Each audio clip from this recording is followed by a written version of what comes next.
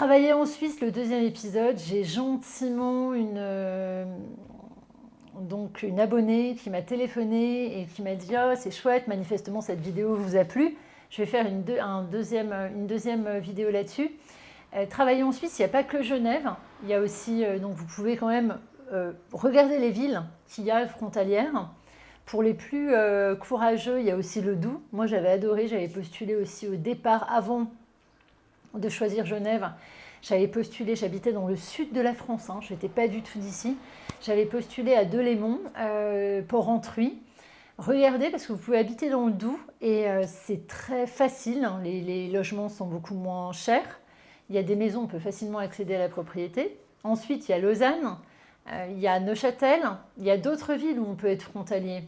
Donc il faut explorer ces zones-là. Si vous visez Genève, ben, après il y a Annecy. Annecy, c'est 48 km. À part le péage qui est horriblement cher. Parce qu'il faut bien qu'il nous fasse payer. Sinon, ça se fait très très bien.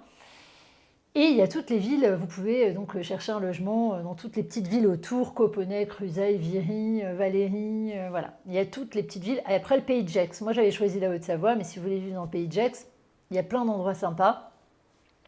Il faut... alors, je ne sais pas s'il faut venir faire un tour avant. Moi, je suis venue directement parce que je n'avais plus le choix. Il fallait que je trouve un job parce que moi, j'avais plus de quoi nourrir mes enfants. Donc, en un mois, il fallait que je trouve un travail. Donc, j'ai fait en freestyle.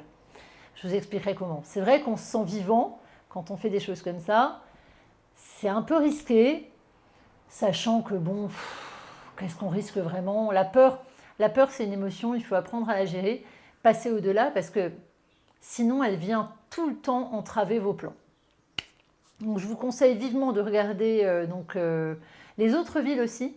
Et alors, une petite astuce, il faut mettre des alertes. Il y a énormément de gens qui postulent aux annonces, aux offres d'emploi qui sont publiées. Le plus vite vous postulez, en tête de liste, vous arrivez. C'est-à-dire que je ne pense pas qu'il faudrait que je demande à des RH, mais quand ils ont une offre, quand ils publient une offre, je pense qu'au bout de 50 CV, voire 40, ils arrêtent de regarder. Donc c'est vraiment important d'être parmi les premiers. Et c'est d'où l'importance de mettre des alertes. Comme ça, vous recevez tout de suite les nouvelles offres d'emploi qui sont publiées et vous postulez le plus rapidement possible. Ça, c'était la petite astuce pour travailler, pour voilà, essayer, tenter sa chance. En Suisse, il n'y a aucune raison que ça ne marche pas. Il y a plein de gens qui y arrivent. Alors, vous n'oubliez pas, hein, vous mettez vos boules de pièces, hein, vous bouchez les oreilles. Surtout, vous bouchez les oreilles, parce que là, vous allez tout entendre. Et même si vous n'êtes pas très très sûr de votre projet, évitez d'en parler, je vous conseille. Alors ça, c'est plutôt du développement personnel.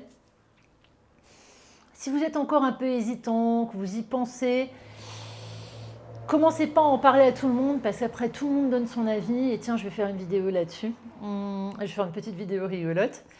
Sur les conseils que les gens vous donnent. C'est bien, hein, ils sont certainement plein de bonnes intentions, mais enfin bon, la plupart du temps, ils vous flinguent votre truc en 2 secondes et demie. N'écoutez pas. Les avions, c'est vraiment pas cher. Il y a des vols à 30 balles. Vous pouvez rentrer chez vous. Vous allez vous balader. Si vous en avez marre du temps, attention, il pleut. Pour ceux qui ont le moral un peu dans les chaussettes. Ça dépend de ce qu'on veut, il faut vraiment peser. D'autres solutions professionnelles, je vais en donner, parce que j'ai eu des chambres d'hôtes.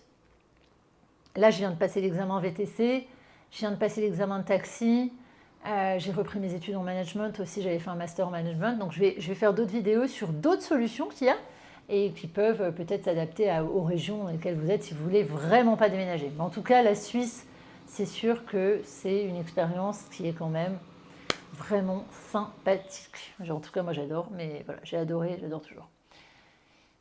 J'adore travailler là-bas. Sachant que je n'ai jamais travaillé avec un Suisse, j'ai toujours travaillé avec des Anglais, j'ai toujours travaillé avec des Français, des Anglais frontaliers, des gens qui sont installés là-bas, soit des gens qui vivent en France. Mais j'ai jamais travaillé, j'ai jamais eu la chance de travailler dans une entreprise vraiment suisse. Ça reste quand même, voilà. Tchuss.